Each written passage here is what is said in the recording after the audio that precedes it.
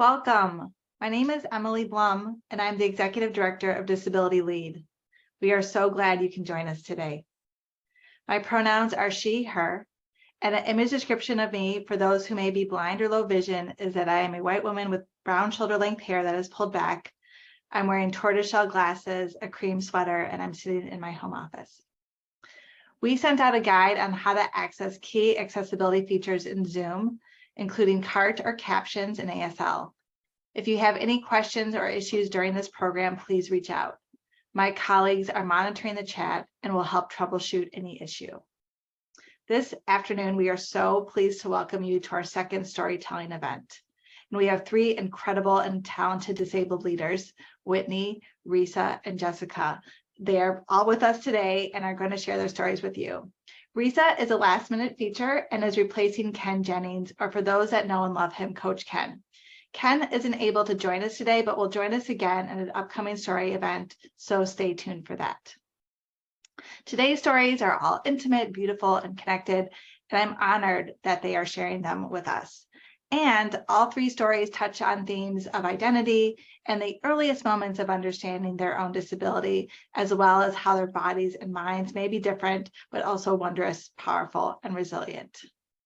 They are stories of finding community, taking risks, and the empathy needed to care for oneself and one's family. For those who experience disability, I suspect many of you, like me, will be nodding your heads as you listen. But even for those who do not identify as disabled, I suspect you too will understand. And that's because stories of disabled people, though they may not be widely told or known, are universal. They are human, and they connect all of us, those who identify as disabled and those who do not. And with that, our stories. I'd first like to welcome Whitney Hill to share. Whitney is a 2020 Disability Lead Fellow and Access Specialist at LCM Architects. Whitney talks about her childhood growing up with a disability and what it's like to find one's tribe in the unlikeliest place, a hospital. Whitney, take it away. Thank you, Emily. My pronouns are she, her, hers, and I am an African-American female with short black curly hair with wearing a red cardigan with a blurry background. It's amazing how little moments can cause ripple effects in our lives. Most times, the ripples that turn into waves occur unexpectedly, creating either chaos or order, emptiness or epiphanies. For me, the first waves came when I was only 6. Growing up in Dallas, Texas during the 90s, as an Afro little Black girl with turned-in feet and speech dysfluencies that made most of my words unintelligible, I always had difficulty fitting in at my affluent blue ribbon Montessori school. You see, I was a part of the first generation of students attending school under the Dallas Public School System Desegregation Act and the Americans with Disabilities Act. These acts ultimately made my brothers and I education free. From pre-K to 8th grade, I delicately traversed through a school system that reluctantly wanted me, but had to accept me, while also internalizing that it also provided vast opportunities that people who look like me were then hardly afforded. I was grateful, but very aware that belonging would be an aspiration, not an easy sought reality. At that age, outside of constantly tripping over my own feet and tearing up the insoles of my shoes, I was perfectly fine with how I walked. I loved how silly it felt to turn my feet completely in, left toes horizontal with right toes, and running on the sides of my feet.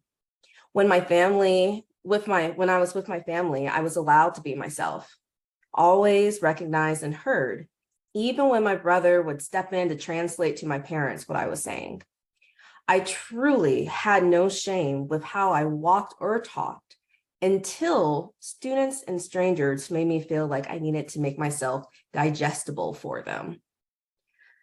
They bullied me, not just the students, but their parents and the teachers too. It was suffocating, and like a thunderous surf crashing down, I often felt like I was being drowned alive. If it wasn't being targeted on the playground by bullies who were sent to beat me up by the school Girl Scout troop leader's daughter, or the time in 4th grade when an older student stabbed me in the leg with a pencil and forcibly broke the lid off, all because I was walking funny. It was parents who spoke with open disdain about their kid having play dates with me, or teachers acting with great annoyance about how long it was taking me to read. From my presence to my garbled words, every inch of me was either ignored or mocked by others. As a young mind with an old soul, aged from experience, there were hardly spaces outside of a library or art room that I could find solace. That is, until I got accepted as a patient at Scottish Rite Children's Hospital. You wouldn't think that a 6-year-old would find comfort at a hospital, or that spending time there would create epiphanies and order rather than chaos and emptiness, but I did, and it did. I was in dire need of physical therapy. I have femoral anteroversion, or end-toeing, that was then so severe that doctors warned my parents that the only way I could properly walk was if I had my femur broken and my legs reset with braces. I remember the conversations my parents and I had about what this might mean for me in the long run. At that time, there was only a 50% chance that the issue would be even corrected, and I would be without pain, even if I had a successful surgery. Luckily, my parents refused such risky and invasive treatments for me, and instead opted for other therapeutic and preventative measures. When my mom first pulled up to the hospital's underground parking, I remember feeling both scared and curious. I was taken out of school for the appointment and was already grateful for the temporary relief from the other students. As soon as the automatic doors opened, the strong smell of popcorn wafted to my nose, and the alluring sight of a small glass gift shop filled with Beanie Babies and toys filled my vision. As we walked towards the receptionist's desk in the expansive lobby, our eyes were quickly met with a 3-story hanging mobile that had 1,001 moving parts, trinkets, and a brightly colored motorized hot air blimp that went in circles around the room. The huge glass windows lit up the room, and everyone inside looked so small in comparison. Walking down the corridors that had huge painted murals and animal-themed walls, past the massive mini train model room, I felt like I was at Disney World, rather a hospital. All the other friendly little kids felt like a tribe that had been there waiting for me. This hospital was a blessing, a free and rare little safe haven. As time went on, nothing was more exciting than visiting the hospital. Each visit led to new self-discoveries, friendships, and calmness. Like the time the doctors put me in a green suit attached with little white tracking balls and recorded a digital print of my gait. Even though my walking was fully on display, I felt so cutting edge and cool. Emotions, I soon realized, were short-lived and fleeting when back in my school setting. Over time, internal conflicts began to arise as I started to grapple with my identity as a person with disabilities. In one light, my disabilities were not as prominent as others, especially as I went through more and more physical and speech therapy. I felt like assimilating with normal meant that I no longer belonged to my chosen tribe of people.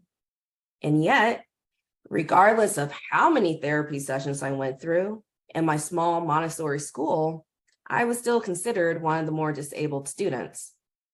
Even in 5th grade, when I first started suffering from depressive episodes, suicidal thoughts, and short-term memory loss, I still weighed the authenticity of my lived experiences against someone else's story. As elementary school turned to middle school and high school to college, I eventually found my tribe at school of creative, free-spirited, partially disabled, beautiful butterflies. a diverse group of independent-minded people who did not seem to fit into other cliques.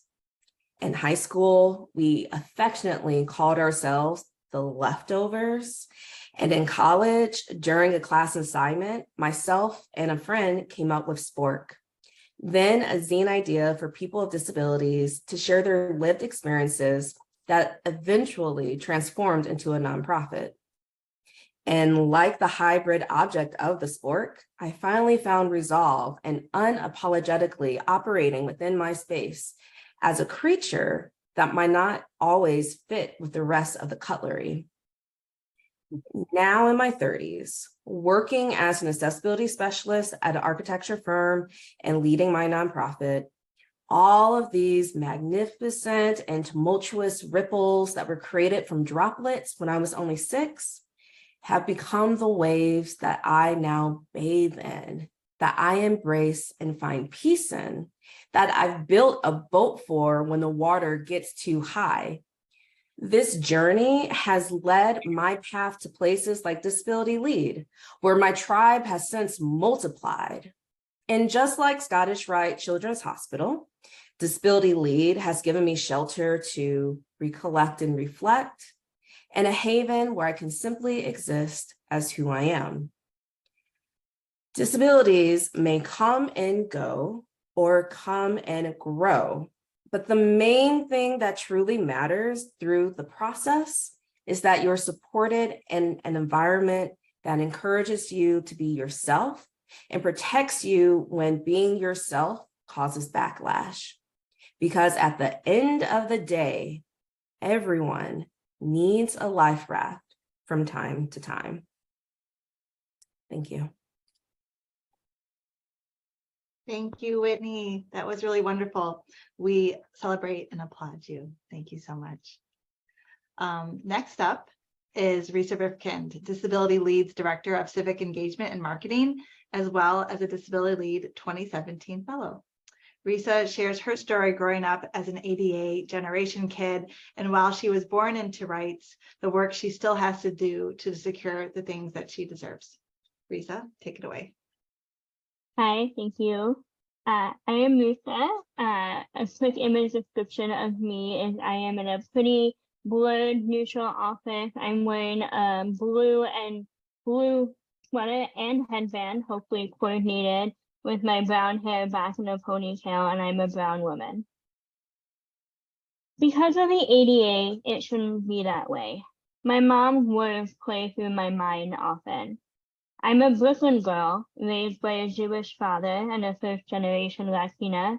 Our family is large and mixed, with roots in Latin America, the Caribbean, Asia, and Eastern Europe.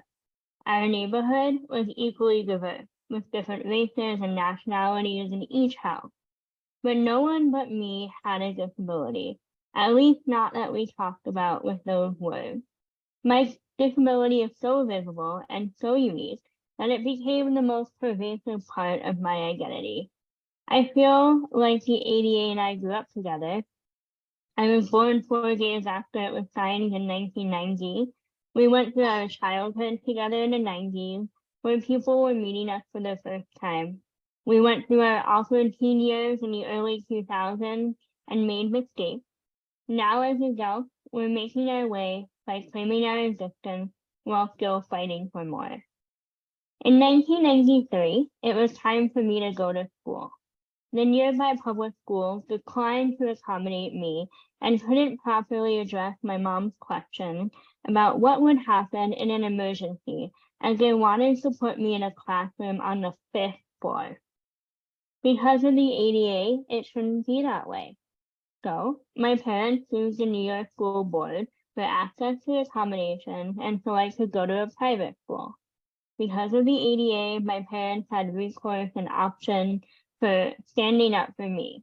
I started at a prestigious independent private school when I was 3 years old. The lower school was a mansion that looked like a castle out of the 1300s. Since it was a castle, it was not accessible. But the teachers and staff were willing to work with my parents to think through any accommodations needed. It wasn't many because at the time I was pretty mobile. Side note, I ended up at that particular school because a slew of others said I wasn't allowed to attend their school for myriad reasons, including that I couldn't properly hold a pencil at 3 years old. Because of the ADA, it shouldn't be that way. In 2002, I was 12 years old and in 7th grade. I had moved to the upper campus of the school, which instead of a castle looked like a college campus with several buildings, sports complexes, and a main building that was 3 stories without an elevator. I had to have surgery on both of my legs and know this was probably my 15th surgery. It was the first time I was not able to walk, but I still had to go to school. My parents had to fight my school to figure out my accommodation. My mom made sure I was part of the discussion because as a woman of color who tried to be an actor in the 60s, 70s, and 80s, but only received stereotypical degrading roles because of her skin color, she understood discrimination. She wanted me to be my own self-advocate.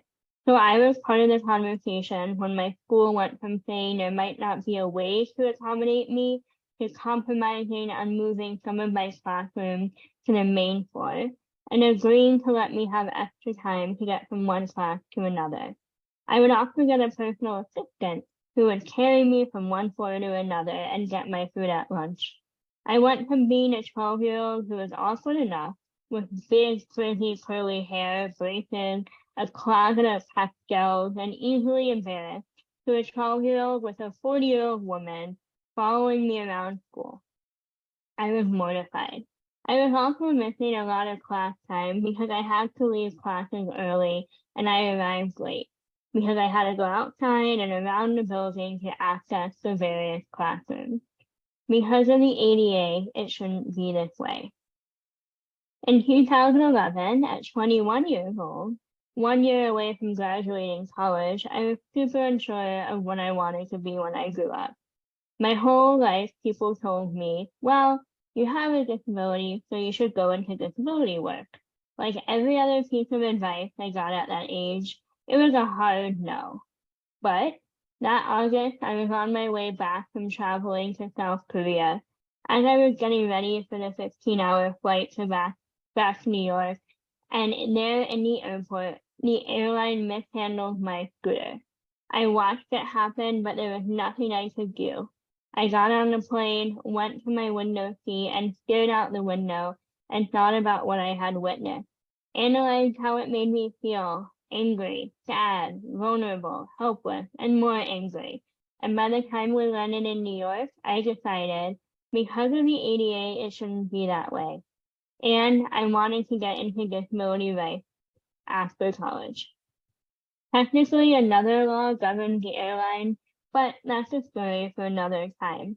That day was also the day New York experienced an earthquake, and it hit just as we were descending. So we shot back up in the air and spent an additional almost 2 hours circling. But by the time we landed, I was really pumped up about my post-college life. Just the other year, I attended an anti-racism training in Chicago. I was so excited to be part of a space where I could potentially bring forward my full identity as a woman of color with a disability.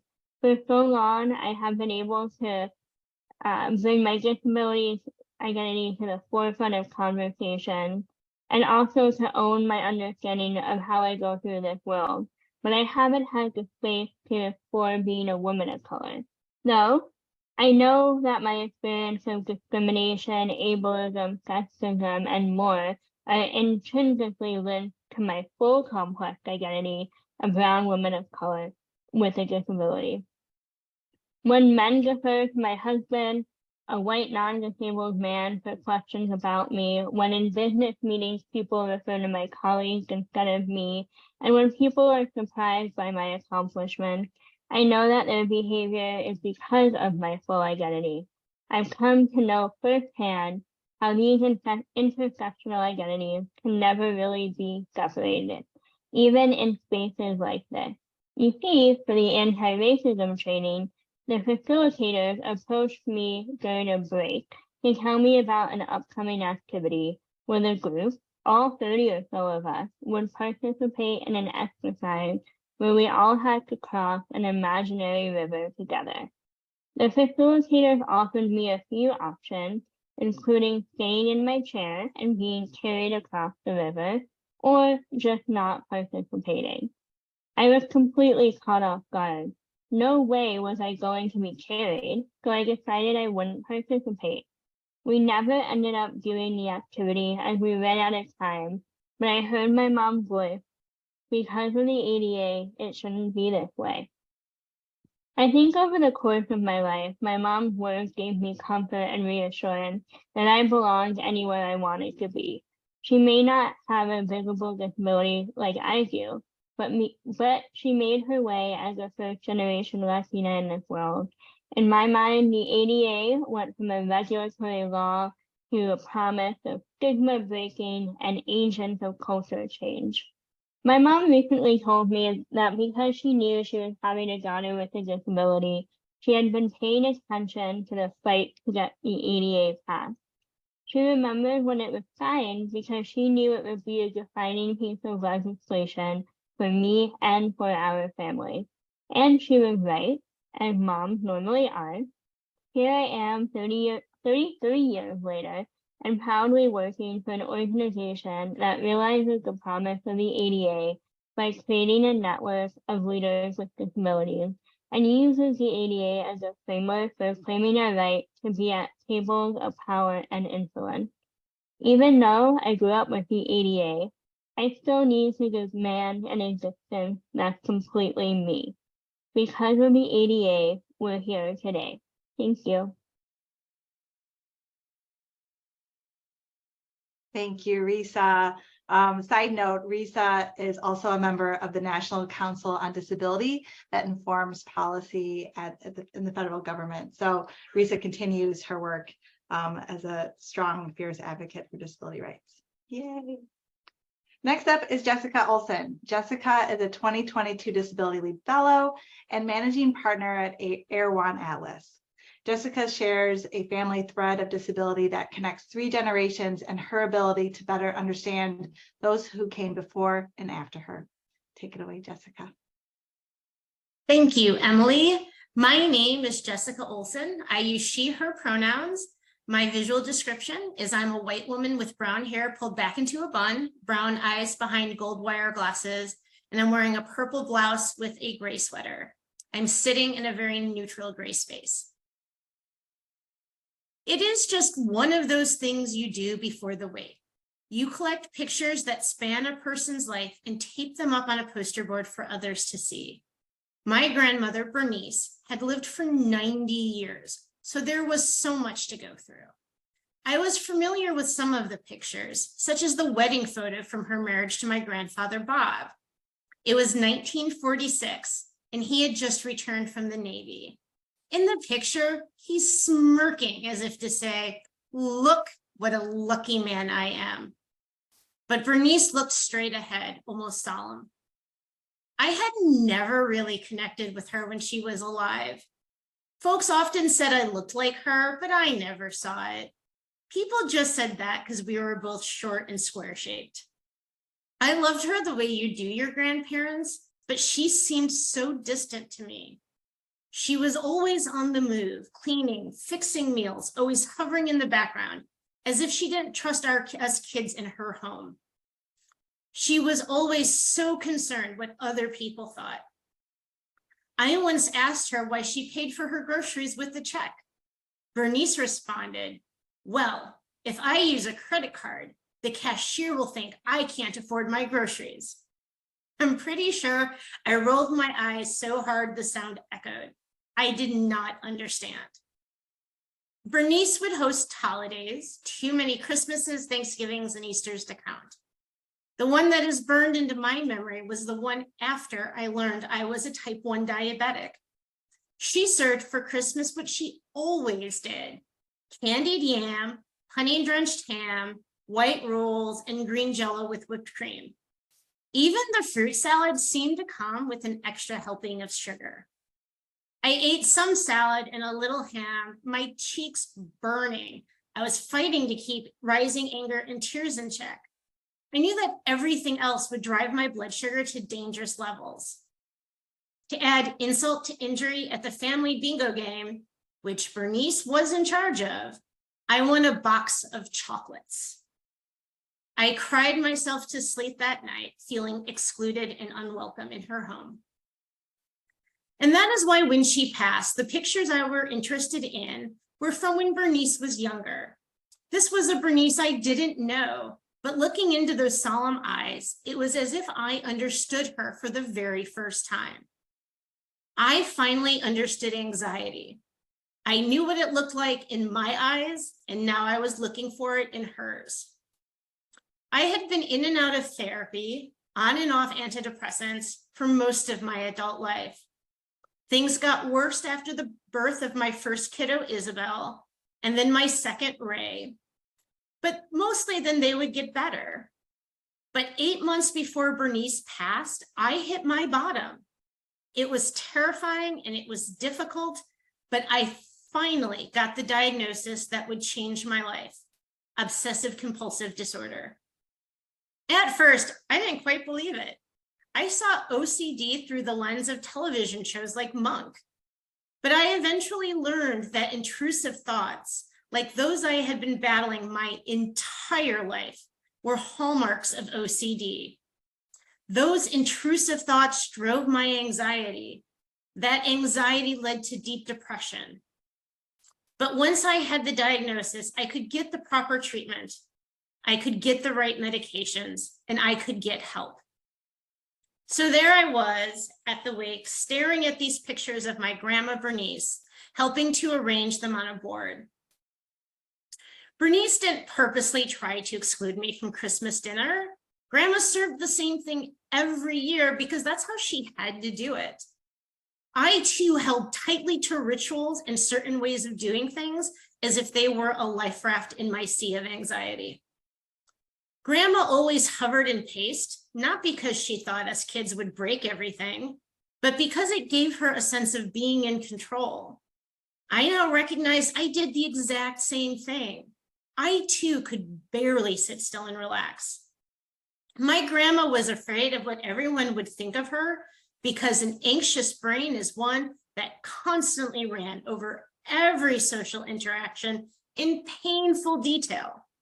My brain ran in the exact same circles. Now, my grandma was never diagnosed, so perhaps these thoughts and observations were just my way of trying to relate to her in a way I never did when she was alive. But anxiety was not something the young woman standing next to the young man in the Navy uniform would have understood. Grandma Bernice was born in 1926. A year later, in 1927, the Supreme Court ruled that Buck versus Bell, that forced sterilization of the mentally ill was just fine because, and I quote, 3 generations of imbeciles are enough. I was born decades later, but it still took almost 40 years to get that proper diagnosis and to get treatment. And at times, I was so resentful of how long it would take. Anxiety had defined all of my relationships with all of the people close to me, and not always in a good way. And yet, whatever fears that may have followed my grandmother, she was born when she would never get the kind of treatment I had just found. So now, fast forward exactly almost 4 years from Bernice's funeral. My youngest, Ray, had started freshman year doing remote schooling, and by winter it was not going well. They stopped attending classes. They stopped doing any work. All the signs of anxiety were there, but at least I knew what I was seeing. I knew what was behind the shadow that had fallen over them. My kiddo was not going to go undiagnosed until they were 40. But it wasn't going to be easy. Therapists and psychologists for teens were so hard to find. COVID was a real threat, especially for someone with diabetes. Things were scary. For the next several months, everything became a fight.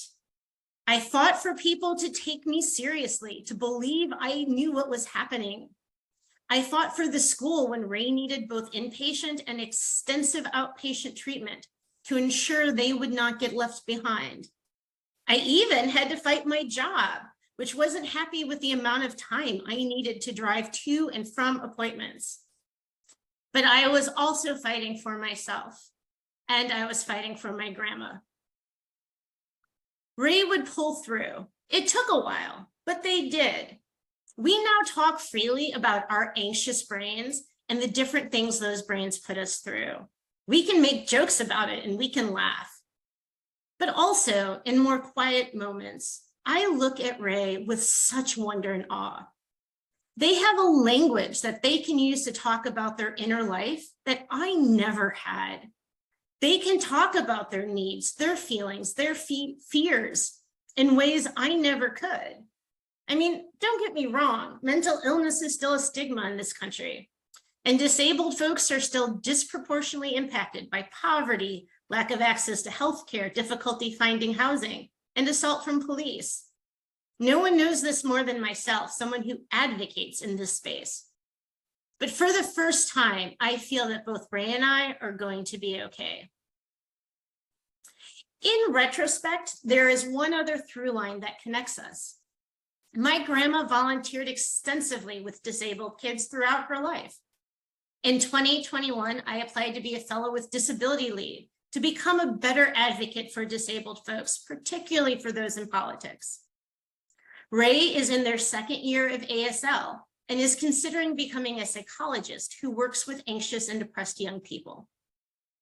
At a time when Buck versus Bell is still good law and has never been overturned, this is the power of 3 generations of imbeciles. Thank you. Thank you, Jessica. We celebrate and applaud you. And thank you, Jessica, Risa, Whitney. Let's give them all a round of applause. Thank you so much. As I close this out, I want to thank all of you again for joining us today. You've just heard 3 wonderful and beautiful stories, yet we know there are millions more out there. And we encourage all of you to continue to seek these stories out. We also encourage you to connect with us. We are on Facebook, Twitter, and LinkedIn, and our website is disabilitylead.org. And if you are a person with a disability who is interested in leading in the Chicago region, please apply for our annual institute. Applications are now open for the 2024 session, but they close in 2 days. So if you're interested in applying, do not wait. We also accept applications for membership year-round. So visit disabilitylead.org/apply for more information. To close our time together, I want to quickly share with all of you how I came into my disability identity.